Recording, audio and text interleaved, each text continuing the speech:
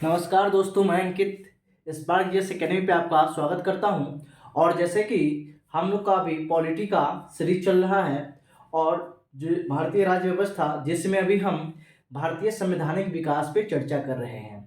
और भारतीय संवैधानिक विकास पे हमने अब तक आपको पिछले 3 क्लासों में चार्टर एक्ट 1600 से लेके चार्टर एक्ट 1853 तक सारे को मैंने कंप्लीट करा दिया है, वो हिंदी और इंग्लिश दोनों के माध्यम में।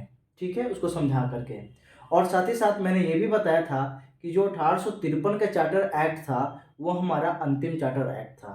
और उसके आगे जो है ईस्ट इंडिया कंपनी का क्या होता है, वो आपका खत्म हो जाता है और उसके बाद जो है ब्रिटिश क्राउन के हाथों में सत्ता चली जाती है।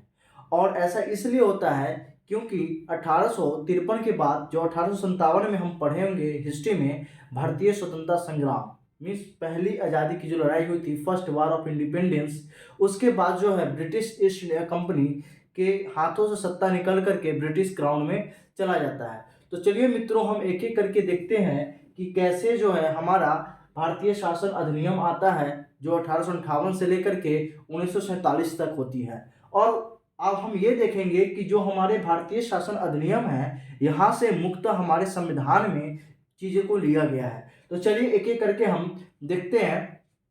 सबसे पहले मित्रों, 1857 के क्रांति के बाद जो है जो सत्ता होती है ईस्ट इंडिया कंपनी के हाथों से निकलकर वो आपके ब्रिटिश क्राउन में चला जाता है। तो सबसे पहला जो आपके एग्जाम में क्वेश्चंस आया हुआ है, यहाँ पे मैंने एक इंपॉर्टेंट नोट्स लिखा है, साथ ही साथ मैं बातों को आपको समझाऊंगा। सबसे पहले इंपॉर्टेंट ये है कि जिस समय हमारा 1857 का क्रांति हो रहा था, तो प्रश्न ये आया हुआ है कि उस समय ब्रिटेन के प्रधानमंत्री कौन थे। Who was the prime minister of British, मतलब ब्रिटेन। ठीक है, तो जब इस तरह का प्रश्न किया जाएगा तो आप देखेंगे लॉर्ड पामेस्टन। लॉर्ड पामेस्टन जो था उस समय ब्रिटेन का प्रधानमंत्री था। और साथ ही साथ लॉर्ड पामेस्टन ने ही भारत शासन अधिनियम 1858 को सर्वप्रथम लाया था। ठीक है, तो और आपसे प्रश्न ये किया जाए मित्रों कि बताइए कि जिस समय भारत का स्वतंत्रता संग्राम 1857 की क्रांति हो रही थी, उस समय ब्रिटेन के प्रधानमंत्री कौन था, तो आप बताएंगे लॉर्ड पामेस्टन। लेकिन लॉर्ड पामेस्टन की सरकार चली जाती है और उसी समय जो है आपके लॉर्ड डर्बी की सरकार बनती है। तो जिस समय हमारा भारतीय शासन अधिनियम लाया गया उस समय ब्रिटेन के जो प्रधानमंत्री थे वो लॉर्ड डर्बी हैं। तो ये भी प्रश्न आपके आ सकते हैं वनडे एग्जाम में, एसएससी में, कि बताइए निम्नलिखित में से कौन व्यक्ति जो ब्रिटिश का प्रधानमंत्री था, ब्रिटेन का प्रधानमंत्री था जब भारत शासन अधिनियम 1858 को लाया जा रहा था, तो वो जो थे लॉर्ड डर्बी थे।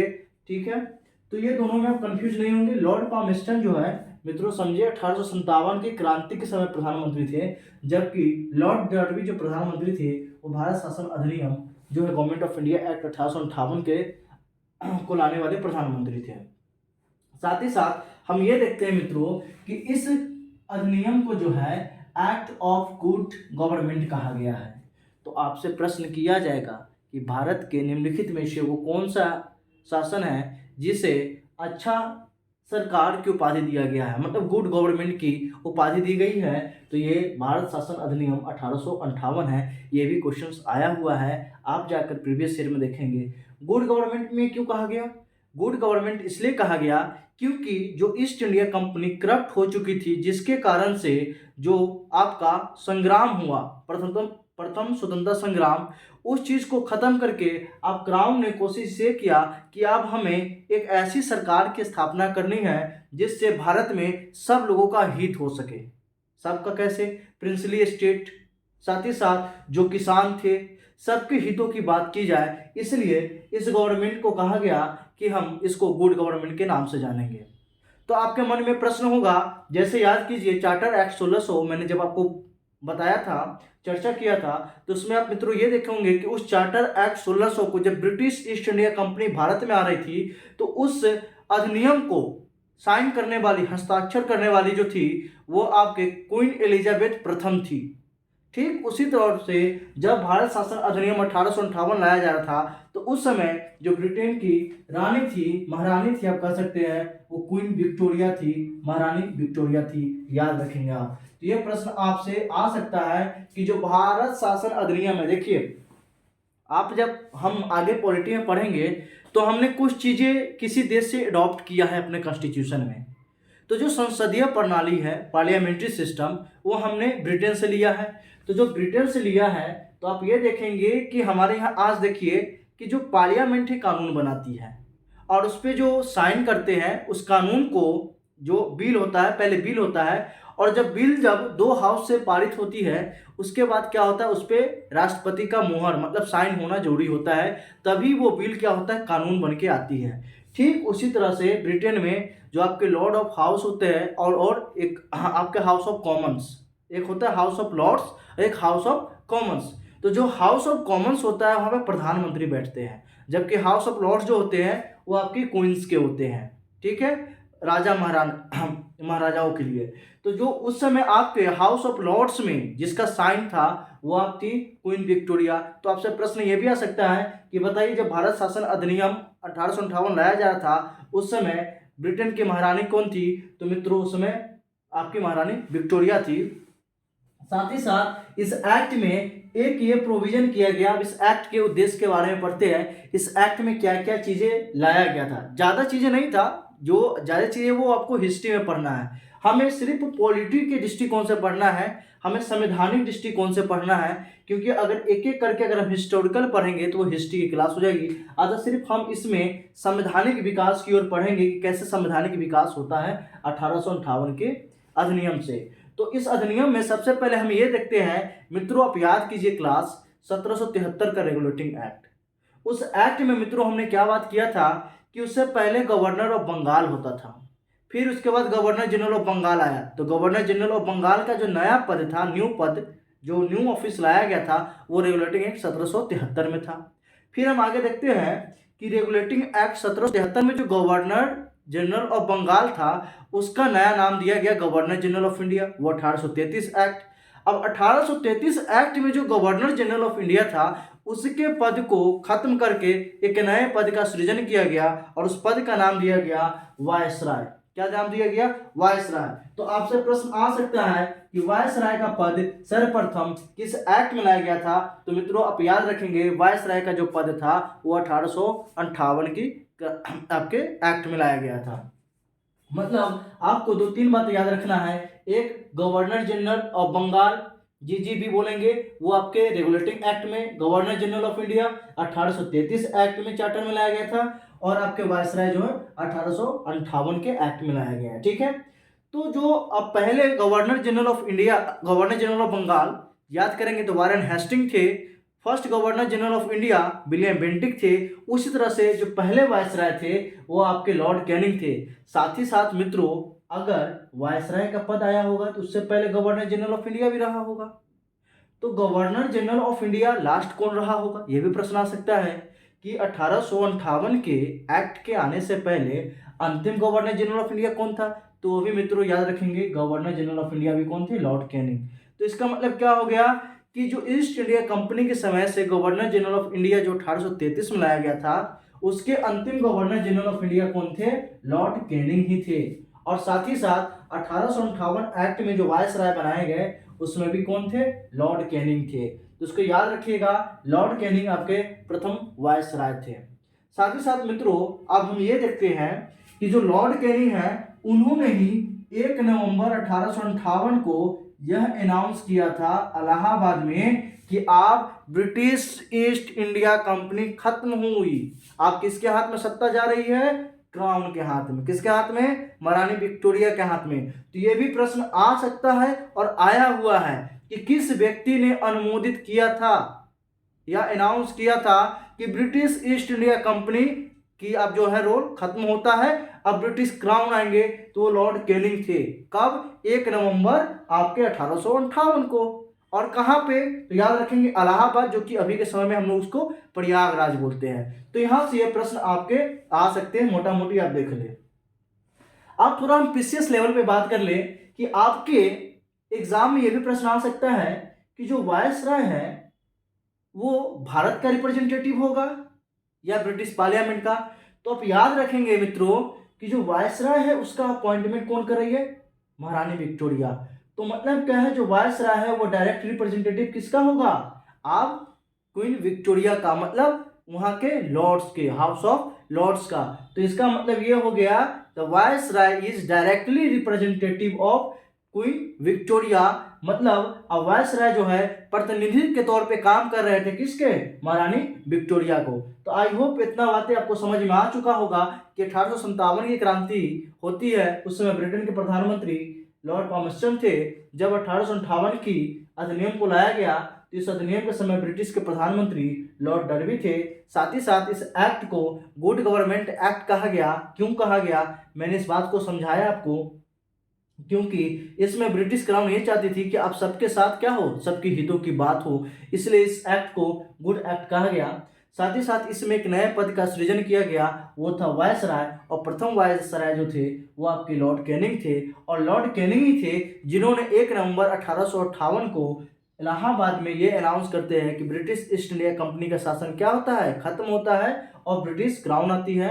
और जो वायसराय होते हैं वो डायरेक्ट रिप्रेजेंटेटिव होते हैं किसके, क्वीन विक्टोरिया के। ठीक है, तो ये इतनी बातें आपको समझ में आ गई होगी। अब इसमें हम एक और बात देखते हैं, 2-3 बातें को और देखते हैं 1858 क्रांति में, सॉरी 1858 के एक्ट में, कि जो आपको याद कीजिए Pitt's India act, Pitt's India act कब हुआ था, 1784 में लाया गया था। कब, 1784 में, याद कीजिए। तो हम पिट्स इंडिया एक्ट में ये देखे थे कि जो कंपनी का जो रोल होता है वो व्यापारिक और राजनीतिक दो अलग अलग कर दिया गया था। व्यापारिक को बोला गया कि आप सिर्फ ट्रेड से रिलेटेड काम देखेंगे, और जो पॉलिटिकल वाले थे, राजनीतिक वाले, उन्हें बोला गया कि आप राजनीतिक संबंधी, राजनीतिक मतलब क्या, मिलिट्री, सिविल, डिफेंस, जितनी भी चीज़ें, रक्षा, वो सारा आपको देखना है। तो उस समय पिट्स इंडिया एक्ट में एक नए पद का सृजन किया गया था जिसका नाम था नियंत्रक मंडल, जिसको हम लोग बोलते थे बोर्ड ऑफ कंट्रोल। क्या बोलते थे, बोर्ड ऑफ कंट्रोल। तो हम क्या देखते हैं कि 1784 में जो डुअल गवर्नमेंट, दोहरी सरकार आई थी। दोहरी सरकार का मतलब क्या, कि व्यापार करने वाले जो है वो आप क्या देखेंगे, व्यापारिक काम, ठीक है, और पॉलिटिकल वाले क्या देखेंगे, इधर सिविल, मिलिट्री। तो उस समय जो आपके दो बड़ी थे, एक का नाम था निदेशक मंडल, कोर्ट ऑफ डायरेक्टर, दूसरे का नाम था नियंत्रक मंडल। तो हम क्या देखते हैं कि 1858 के अधिनियम में इन दोनों ही पद को खत्म कर दिया जाता है। बोला गया कि भाई साहब अब आपका काम नहीं है। क्यों काम नहीं है, क्योंकि कंपनी तो गई। जब कंपनी गई तो आप भी जाओ, समझ में आ रहा है। जब कंपनी का ही कोई काम नहीं है तो आप यहाँ क्यों मुंह दिखाने के लिए यहाँ हो, आप भी जाओ, आप ब्रिटेन में जाओ। अब आपका काम क्या है, खत्म हुआ। अब यहाँ पे कोई दोहरी सरकार नहीं चलेगी, अब यहाँ पे सिर्फ महारानी की सरकार चलेगी। आप महारानी नियम बनाएंगे और महारानी के अकॉर्डिंग क्या है, देश चलेगा। और कौन सा देश, भारत, अपना ब्रिटेन नहीं, वो भारत को चला रहे थे। ठीक है, तो याद रखिएगा जो पिट्स इंडिया एक्ट में दो बड़ी, फिर से बता दे रहा हूं, निदेशक मंडल, कोर्ट ऑफ डायरेक्टर, जो कि कॉमर्शियल, मैं लिख दे रहा हूं, court of director Pitt's India act में कॉमर्शियल पार्ट देखते थे। कॉमर्शियल का मतलब व्यापार, व्यापारिक, याद रखेंगे, व्यापारिक। और जो नियंत्रक मंडल थे वो राजनीतिक पार्ट देखते थे। जो आपके नियंत्रक मंडल थे वो राजनीतिक पार्ट। इन दोनों को बोला गया कि कान पकड़ के आप बाहर निकलो, आपको कोई काम नहीं है। ठीक है, तो ऐसे में इन दोनों पद को खत्म हो गया, कर दिया गया। तो आपसे प्रश्न किया जा सकता है स्टेटमेंट के तौर पे, जब पीसीएस में जाएंगे, निम्नलिखित में से कौन सा वाक्य सही है। पहला प्रश्न कर देगा कि बताइए कि जो निदेशक मंडल का पद 1784 के एक्ट में लाया गया था, नहीं, ये ऑलरेडी थे। उस एक्ट में एक नया बॉडी लाया गया था, नियंत्रक मंडल। क्योंकि नियंत्रक मंडल के आते ही क्या होता है, राजनीतिक भाग अलग हो जाता है। लेकिन 1858 में इन दोनों को हटा दिया जाता है। साथ ही साथ एक नए पद को बनाया जाता है, याद रखेंगे। एक तो वायसराय का पद है। अब जब हम निदेशक मंडल और नियंत्रक मंडल को जब खत्म किए तो अब कोई एक नया पद तो लाना पड़ेगा। अब ऐसा पद हो जो अब ब्रिटेन पार्लियामेंट का काम करे, ब्रिटिश पार्लियामेंट का रिप्रेजेंटेटिव का काम करे। तो ऐसे में एक नए पद का सृजन किया गया था, और वो जो पद था भारत राज्य सचिव। भारत राज्य सचिव, जिसको हम कहते हैं secretary of state for India. Secretary of state for India जो था उस पद का सृजन जो है 1858 के अधिनियम में किया गया था। यह प्रश्न आपसे किया जाएगा कि बताइए भारत राज्य सचिव का नया पद का सृजन किस एक्ट में किया गया था? तो मित्रों भारत शासन अधिनियम 1858। अब आते हैं इसका काम क्या है और ये कहाँ के मेंबर थे? तो आप याद रखेंगे जो secretary of state for India थे वो मेंबर थे ब्रिटिश कैबिनेट के। ब्रिटिश कैबिनेट, तो अभी मैंने आपको अभी तुरंत बताया कि जब हम ब्रिटिश पार्लियामेंट की बात करेंगे तो वहां पे ब्रिटिश पार्लियामेंट वहां पे दो बातें हैं। पहला हाउस ऑफ कॉमन्स, जैसे कि हम लोग का लोकसभा होता है, और एक होता है हाउस ऑफ लॉर्ड्स, जो कि यहाँ पे क्वीन बैठती थी, जो कि हम लोग का राज्यसभा। मतलब ये अपर हाउस और जो हाउस ऑफ कॉमन्स था वो आपका कौन हो गया? Lower house. तो हमने क्या देखा कि जो वायसराय है वो हाउस ऑफ लॉर्ड्स का रिप्रेजेंटेटिव था, और जो secretary of state for India जो भारत राज्य सचिव है वो हाउस ऑफ कॉमन का रिप्रेजेंटेटिव बन गया। मतलब कि अपर मतलब जो आपके उच्च सदन और निम्न सदन दोनों ही सदन के रिप्रेजेंटेटिव को इस एक्ट के माध्यम से लाया गया था। ठीक है, आपको ये बात समझ में आ गया? वायसराय महारानी का, और जो भारत राज्य सचिव जो थे वो आपके सेक्रेटरी था, कहाँ का? याद रखेंगे, मेंबर ऑफ ब्रिटिश कैबिनेट का वो मेंबर होता था। तो इसका मतलब ये हो गया ये डायरेक्ट रिप्रेजेंट करते थे किसको? ब्रिटिश पार्लियामेंट को, और ब्रिटिश पार्लियामेंट में भी किसे? हाउस ऑफ कॉमन्स को। इन बातों को ध्यान में रखेंगे। साथ ही साथ ये कहा गया कि देखिए एक पद सृजन किया गया तो मैं इतने बड़े भूभाग मतलब भारत का जितना बड़ा डाइवर्सिटी है, इतने सारे लोग हैं, इसको मैं कैसे चलाऊंगा? तो ऐसे में बोला गया जो क्वीन विक्टोरिया थी कि आप टेंशन मत लो, आपके लिए हम एक और व्यवस्था करते हैं। और इन्होंने बोला भारत राज्य सचिव को कि देखो हम तुम्हारे लिए एक 15 सदस्यीय इंडियन काउंसिल बनाते हैं। क्या? Indian council. और 15 सदस्यीय में जो है एक तुम प्रेसिडेंट बनोगे। ये महारानी विक्टोरिया ने किसको बोला? भारत राज्य सचिव को, कि आप टेंशन मत लो, तुम देश चलाओ, तुम रिप्रेजेंट करो वायसराय के साथ मिलकर, और तुमको असिस्ट करने के लिए हम 15 सदस्यों वाली एक इंडियन काउंसिल बनाते हैं। और उस इंडियन काउंसिल का जो हेड होगा वो तुम स्वयं होगे, मतलब भारत राज्य सचिव। समझ में आ गया? और बोला गया लेकिन एक बात याद रखना, तुम्हारा काम सिर्फ एडवाइस देना है, सलाह देना है, तुम सलाहकारी संस्था हो, एडवाइजरी बॉडी, लेकिन जो मेन काम करेगा वो वायसराय करेगा। मतलब सिंपली वायसराय एक तरह से प्रधानमंत्री के तौर पे समझिए आज के समय में जो पूरा काम देखता है, काम करता है। तो ये आपके क्या होगा? मेन एग्जीक्यूटिव वायसराय काम करता था। और इसको बोला गया जैसे कोई वित्त आयोग बना दिए, नीति आयोग बना दिए, क्या काम है? आप सलाह दे रहे हैं, उसी तौर पर भी आपके भारत राज्य सचिव बनाए गए। और भारत राज्य सचिव को बोला गया कि आप क्या करोगे? सिर्फ सलाह दोगे, और किसकी मदद से? जो आपका 15 सदस्यीय टीम है, और 15 सदस्यीय टीम को क्या बोला गया? Indian council. और बोला तुम सिर्फ सलाह दो, ठीक है। और उसका हेड कौन बनेगा? उसका हेड भी बनेंगे भारत राज्य सचिव।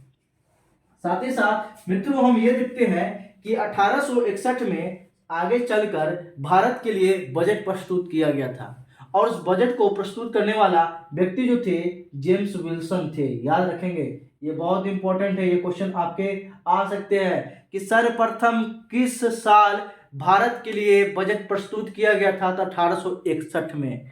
निम्नलिखित में से किस व्यक्ति ने भारत के लिए सर्वप्रथम बजट प्रस्तुत किया था? तो मित्रों जेम्स विल्सन। इस बात को आप लोग याद रखेंगे। तो आई होप ये 1858 का जो अधिनियम है यह आपको समझ में आ चुका होगा।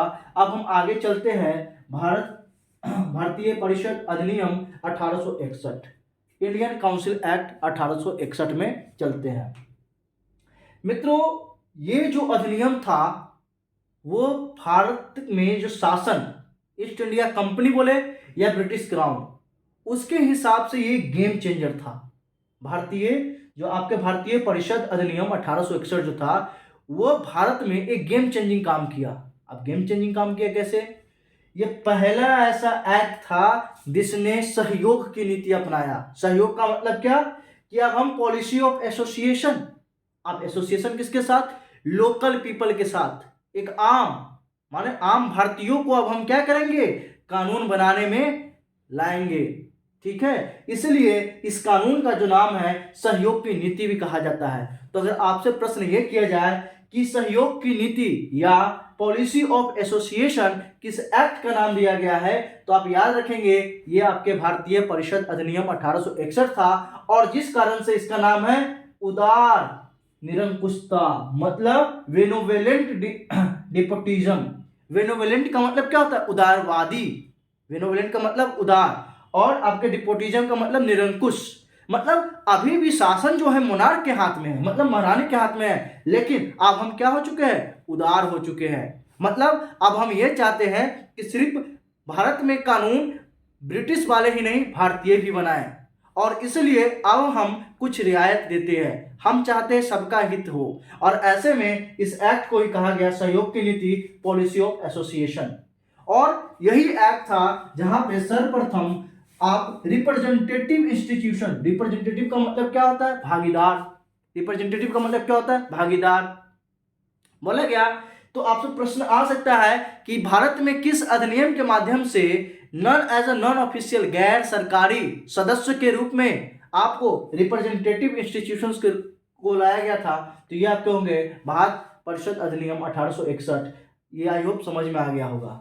अब हमने ये दो बातें किया कि पॉलिसी ऑफ एसोसिएशन क्या होता है, रिप्रेजेंटेटिव्स, तो उसी में हम देखेंगे आगे कि कैसे रिप्रेजेंटेटिव्स होता है। हमने आपको बताया कि कैसे लोकल लोगों को लिया गया कानून बनाने में। तो उन्होंने सर्वप्रथम, आपसे प्रश्न ये भी आ सकता है मित्रों, ये बताइए कि सर्वप्रथम नॉन ऑफिशियल मेंबर, मतलब गैर सरकारी सदस्य, गैर सरकारी सदस्य, गैर सरकारी सदस्य जो है उसको कब लाया गया था, किस एक्ट में? तो आप याद रखेंगे 1861 में।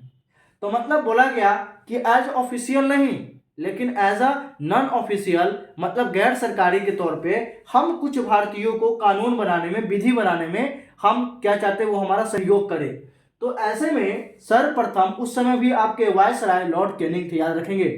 तो सर्वप्रथम जो है 1862 में लॉर्ड कैनिंग ने क्या किया? नियुक्त किया, अपॉइंट किया 3 लोगों को, और जो 3 लोग थे वो बनारस के राजा थे, पटियाला के महाराज थे, और साथ ही साथ सर दिनकर राव थे। मतलब बोला गया कि महाराजा के जो आपके राजा बनारस, महाराजा पटियाला और सर दिनकर राव, इन 3 जो व्यक्ति है इनको बोला गया कि आप as a non official member के तौर पर क्या करेंगे? आप काउंसिल में आएंगे और साथ ही साथ हमारा सहयोग करेंगे। सहयोग किसमें? कानून बनाने में। इसलिए इस कानून का नाम सहयोग नीति रखा गया था। और यह काम किस वायसराय के अंतर्गत किया गया था? तो लॉर्ड कैनिंग, और ये 1861। ठीक है, तो यहां से आपके प्रश्न आएंगे, बन जाएंगे। साथ ही साथ मित्रों हम ये देखते हैं, आप याद करेंगे कि हमने बात किया था 1873 के रेगुलेटिंग एक्ट। उस एक्ट में हमने क्या देखा था कि जैसे ही गवर्नर जनरल ऑफ बंगाल बनाते हैं, तो जो प्रेसिडेंसी ऑफ आपके बॉम्बे और मद्रास था वो सहायक हो जाता है। किसका सहायक? आपके बंगाल के। तो मतलब एक स्टेप, एक कदम हम आपका केंद्रीकरण की ओर बढ़ते हैं। केंद्रीकरण का मतलब सेंट्रलाइजेशन की ओर, मतलब पावर जो है एक लोगों के हाथ में देने का हमने प्रयत्न किया। और सर्वप्रथम यह प्रयास कब किया गया? 1773 के रेगुलेटिंग एक्ट में। फिर हमने क्या देखा मित्रों कि जैसे ही 1833 का एक्ट आता है, उस एक्ट में यह देखा जाता है कि गवर्नर जनरल ऑफ इंडिया का पोस्ट सृजन किया जाता है, और बोला जाता है भाई साहब मद्रास और किसे? बॉम्बे को, कि अब आपको कानून बनाने का अधिकार नहीं है। पहले तो आप सहायक थे ही, असिस्ट कर ही रहे थे, लेकिन अब आपके दोनों हाथ काट रहे हैं, मतलब आप कानून नहीं बना सकते हैं। आप टोटली तौर पे क्या हो गए? आप एक तरह से आपको कानून बनाने का पावर पूरा खत्म किया जाता है। तो इसका मतलब क्या है? 1833 का एक्ट जो था वह केंद्रीकरण, मतलब सेंट्रलाइजेशन कर दिया गया पूरी तौर से। सिर्फ कानून बनाने का अधिकार गवर्नर जनरल और इन काउंसिल को दे दिया गया। बोला अब वही निर्णय लेगा पूरे भारत के लिए। अब वो बंगाल में बैठते थे, तो ऐसे में खत्म कर दिया गया। लेकिन ये 1861 का जो एक्ट है मित्रों, ये बोलता है कि अब ऐसा है कि हर लोगों का विकास होना चाहिए, सबका विकास होना चाहिए, हर प्रेसिडेंसी का विकास होना चाहिए। तो ऐसे में जो पावर हमने छीना था, किससे? बॉम्बे से, मद्रास से, अब वो पावर वापस किसको मिलना चाहिए? देना चाहिए। कौन सा पावर? विधि बनाने का। तो हम ये देखते हैं कि पुनः डिसेंट्रलाइजेशन, मतलब विकेंद्रीकरण कब किया गया है? सर्वप्रथम आप याद रखेंगे, केंद्रीकरण 1833, और विकेंद्रीकरण, विकेंद्रीकरण का मतलब क्या होता है, पावर बनाने का जो क्षमता या निर्णय लेने की क्षमता जो एक हाथ में थी, आप उसको क्या कर दिया गया, डिफ्यूज कर दिया गया, मतलब आप एक से अधिक लोग जो है उसका डिसीजन ले सकते हैं। तो ऐसे में विकेंद्रीकरण की नीति आपके 1861 के एक्ट में अपनाया गया, उसी को इंग्लिश में आपको डिसेंट्रलाइजेशन बोलते हैं। और साथ ही साथ बोला गया मद्रास को और बॉम्बे को कि भाई साहब अब आप जाइए, जो 1833 के एक्ट में जो हमने आपसे अधिकार छीन लिया था कानून बनाने का, वो अधिकार पुनः आपको मैं दे रहा हूं, आप अपने प्रेसिडेंसी के लिए, मद्रास के लिए और बॉम्बे के लिए कानून बनाइए। ठीक है, तो आपसे प्रश्न आ सकता है कि बॉम्बे और मद्रास को पुनः कानून बनाने का अधिकार किस एक्ट में दिया गया था, तो मित्रों याद रखेंगे वो आपके विकेंद्रीकरण का जो था आपके 1861 में विकेंद्रीकरण की नीति को अपनाया गया था। ठीक है, ये बात समझ में आ गया। साथ ही साथ मित्रों ये भी प्रश्न आया हुआ है और आएगा, विभागीय प्रणाली को लागू करने वाला वायसराय, पहला प्रश्न, तो इसको लागू करने वाला जो थे लॉर्ड कैनिंग थे। तो हम क्या देखते हैं, इसको बोलते हैं पोर्टफोलियो सिस्टम, पोर्टफोलियो सिस्टम 1862 के करीब में जो है लॉर्ड कैनिंग ने विभागीय प्रणाली या पोर्टफोलियो सिस्टम लाया। अब विभागीय प्रणाली का मतलब क्या होता है, तो आज के एडमिनिस्ट्रेशन से समझिए, जैसे मिनिस्ट्री ऑफ होम अफेयर्स है, मिनिस्ट्री ऑफ फाइनेंस है, और ये देखेंगे कि उसके अंतर्गत बहुत सारे विभाग आते हैं। तो यहाँ पे लॉर्ड कैनिंग ने बोला कि एक अकेला व्यक्ति कितना काम देखेगा, तो हम ऐसा करते हैं कि विभाग बना देते हैं, डिपार्टमेंट बना देते हैं। विभाग का मतलब डिपार्टमेंट, पोर्टफोलियो का मतलब क्या हो गया, देखिए पोर्टफोलियो मिल रहा है, जब भी देखेंगे लोकसभा को चुनाव होता है तो इस मिनिस्टर को ये पोर्टफोलियो मिल रहा है, तो पोर्टफोलियो का मतलब विभाग बना देना, मतलब जो कृषि मंत्रालय होगा वो कृषि का काम देखेगा, जो डिफेंस होगा वो डिफेंस का काम देखेगा, जो मिनिस्टर ऑफ रोड होंगे वो उसके देखेंगे, एजुकेशन वाले एजुकेशन का देखेंगे। तो सर्वप्रथम लॉर्ड कैनिंग थे जिन्होंने यह काम किया था भारत में, और लॉर्ड कैनिंग ने यह काम कब किया था, 1861 एक्ट के अंतर्गत, इसी को कहा जाता है विभागीय प्रणाली। तो आपसे प्रश्न किया जाएगा कि विभागीय प्रणाली को लाने वाले वायसराय कौन थे, तो लॉर्ड कैनिंग थे, और ये किस एक्ट में बनाया गया था, तो आपके 1861 एक्ट में। आप देख रहे हैं कितना इंपॉर्टेंट एक्ट था ये 1861 का एक्ट, काफी गेम चेंजिंग किया था भारत में। जो भारत लोग त्रास थे, भारतीयों को मौका नहीं दिया जा रहा था, ऐसे भारतीयों को मौका मिलना शुरू हो गया कानून बनाने में। फिर उसके बाद विकेंद्रीकरण लाया गया, विकेंद्रीकरण मद्रास और बॉम्बे को पुनः शक्ति दिया गया, कानून बनाइए। फिर से पोर्टफोलियो सिस्टम लाया गया ताकि एक लोग के ऊपर बर्डन न पड़े। और साथ ही साथ एक और चीज देखेंगे मित्रों, ऑर्डिनेंस पावर। ऑर्डिनेंस पावर का मतलब क्या होता है, तो जब हम पार्लियामेंट के चैप्टर में चलेंगे या प्रेसिडेंट के, और उसमें अनुच्छेद 123, अनुच्छेद 1, 2, 3 की जब हम बात करेंगे 123 की, तो उसमें प्रेसिडेंट को, हमारे राष्ट्रपति को ऑर्डिनेंस पावर है। लेकिन एक चीज याद रखिएगा, आपसे प्रश्न किया जाता है और किया जाएगा, एक जो है गवर्नर जनरल को ऑर्डिनेंस जारी करने का अधिकार 1861 के एक्ट में दिया गया था। लेकिन आपके एग्जाम में प्रश्न किया गया है कि जो हमारे राष्ट्रपति है उनको अध्यादेश जारी करने का जो है वो कहां से हमने अडॉप्ट किया है, तो जब हम 1935 के एक्ट पढ़ेंगे तो हमने वो 1935 के एक्ट से लिया है, याद रखिएगा। तो सबसे पहले आपके दो प्रश्न बनेंगे। पहला प्रश्न कि भारत में किस कानून के तहत वायसराय को ऑर्डिनेंस जारी करने का क्षमता दिया गया, मतलब पावर दिया गया, तो वो आपका कौन सा था, 1861। लेकिन अगला प्रश्न यह है कि वर्तमान में जो भारतीय राष्ट्रपति ऑर्डिनेंस जारी करता है वो हमने कहां से लिया है, तो वो हमारे भारत शासन अधिनियम 1935 से लिया है। आप कंफ्यूज नहीं होइएगा, ये दोनों ही है, ठीक है। क्योंकि आपने देखा कि सर यहाँ पे आपने बता दिया कि अध्यादेश, तो बहुत बच्चे बस ये नहीं देखेंगे और जाकर के 1861 मार देंगे। नहीं, कंफ्यूज नहीं होना है। कंफ्यूज इसलिए नहीं होना है क्योंकि 1800 एक्ट में हमने वायसराय को दिया था, लेकिन अपने राष्ट्रपति को जो अभी पावर है अनुच्छेद 123 के तहत, वो हमने 1935 के एक्ट से दिया था, ठीक है। तो ये चीज को आप याद रखेंगे, ये दो चीजें हैं, कंट्राडिक्ट नहीं होना है। तो अब अध्यादेश का मतलब क्या है वो मैं समझा दूं। अध्यादेश का मतलब होता है, उस समय भी क्या था, प्रोविंशियल लेजिस्लेटिव असेंबली होती थी और सेंट्रल लेजिस्लेटिव असेंबली होती थी। जब 1919 के एक्ट में चलेंगे तो उसमें हम पढ़ेंगे bicameralism, upper house lower house, लेकिन अभी सेंटर में ही था। तो इसका मतलब क्या होता है कि जब आपके लेजिस्लेटिव काउंसिल जब सेशन में ना हो, तो ऐसे में कानून बनाने का जो अधिकार होता है वो आपको वायसराय को दे दिया गया और बोला गया कि इस कानून का जो वैलिडेशन होगा वो 6 मंथ के लिए होगा। जैसे ही सेशन चालू होगा लेजिस्लेटिव काउंसिल, उसके 6 वीक्स के अंदर, मतलब मैक्सिमम पीरियड के अंदर जो अभी भी नियम है, उस पीरियड के अंदर में क्या करेंगे, उस कानून को पुनः लाएंगे और उसको पारित करवाएंगे काउंसिल से। अगर काउंसिल उसको पारित नहीं करती है तो वो ऑर्डिनेंस उसी समय खत्म हो जाएगा। ठीक है, बात समझ में आ गया। साथ ही साथ इस ऑर्डिनेंस में बोला गया कि इस अध्यादेश का वही पावर है, वही क्षमता है जो एक लेजिस्लेटिव काउंसिल अपने कानून को बनाती है। मतलब पावर क्या इक्विवेलेंट है। समझ में आ गया। तो आप याद रखेंगे गवर्नर जनरल को, मतलब गवर्नर जनरल का ही उसमें शब्द का इस्तेमाल किया गया है। तो याद रखिएगा कि आपके वायसराय कह सकते हो या गवर्नर जनरल, दोनों ही याद रखेंगे। देखिए हमने एक बुक में पढ़ा था कि वायसराय और गवर्नर जनरल, जैसे अभी डिस्ट्रिक्ट मजिस्ट्रेट डिस्ट्रिक्ट कलेक्टर बोलते हैं, तो कलेक्टर कब कहते हैं, जब राजस्व वसूलने जाता है, जब पैसा समहर्ता के तौर पे, जब वो पैसा की बात करता है समहर्ता के तौर पे, तो हम उसको डिस्ट्रिक्ट कलेक्टर बोलते हैं। और मजिस्ट्रेट जब वो न्यायालय की बात करता है, न्यायिक बात करता है, तो वो मजिस्ट्रेट। ठीक उसी तरह से आपके गवर्नर जनरल और वायसराय एक ही व्यक्ति था, लेकिन दोनों के काम अलग होते थे। तो कहीं कहीं पे गवर्नर जनरल, कभी कभी वायसराय लिख देता है, तो आपको कंफ्यूज नहीं होना है।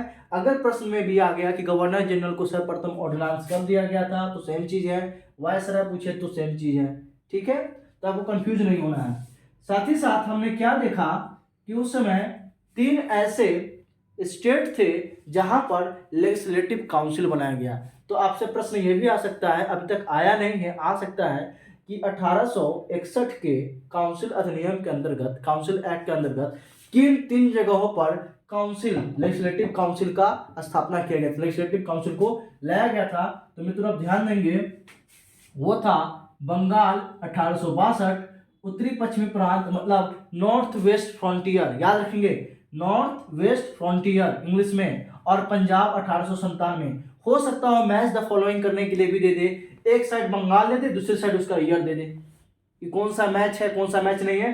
तो आपको याद नहीं चलना है कि 1861 के कानून के तहत, लेजिस्लेटिव काउंसिल एक्ट के तहत, हमने 3 जगह पर आपके लेजिस्लेटिव काउंसिल मतलब विधान परिषद का हमने निर्माण किया था, और वो जो 3 जगह था वो बंगाल थे 1862, साथ ही साथ उत्तरी पश्चिमी प्रांत मतलब नॉर्थ वेस्ट फ्रंटियर वो था 1886, और आपके पंजाब में 1897 इसी एक्ट के माध्यम से लाया गया था।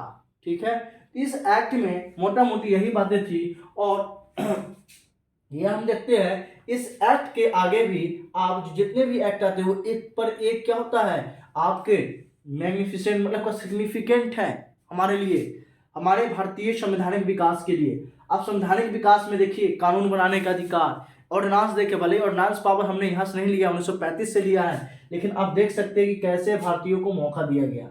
अब जो है इसी कड़ी में अगला अधिनियम जो आता है वो भारतीय परिषद अधिनियम 1892, इंडियन काउंसिल एक्ट 1892 आता है।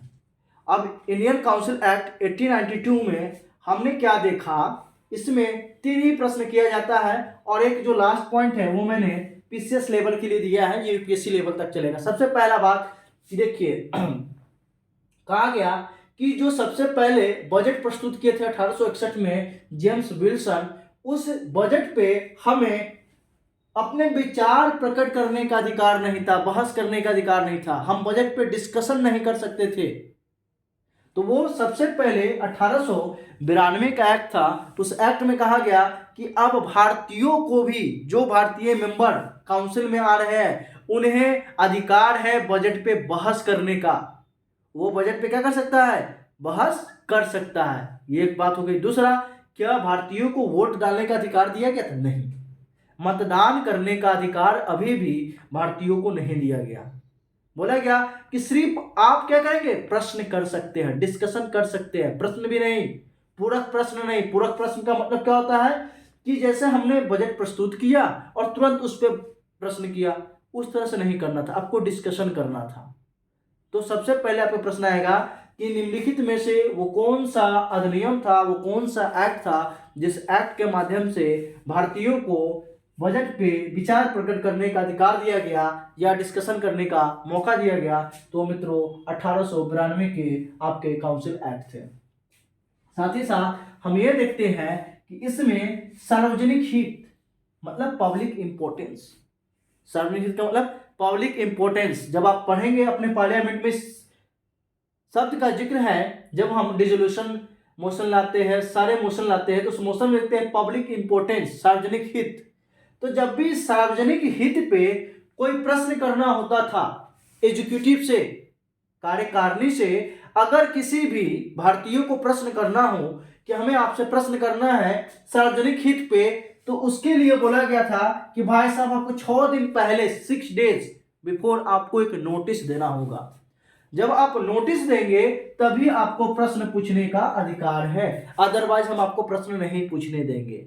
ठीक है, तो दो बातें हो गई। पहली बात है हमें बजट पे बहस करने का, डिस्कशन करने का मौका मिला 1892 के एक्ट के माध्यम से।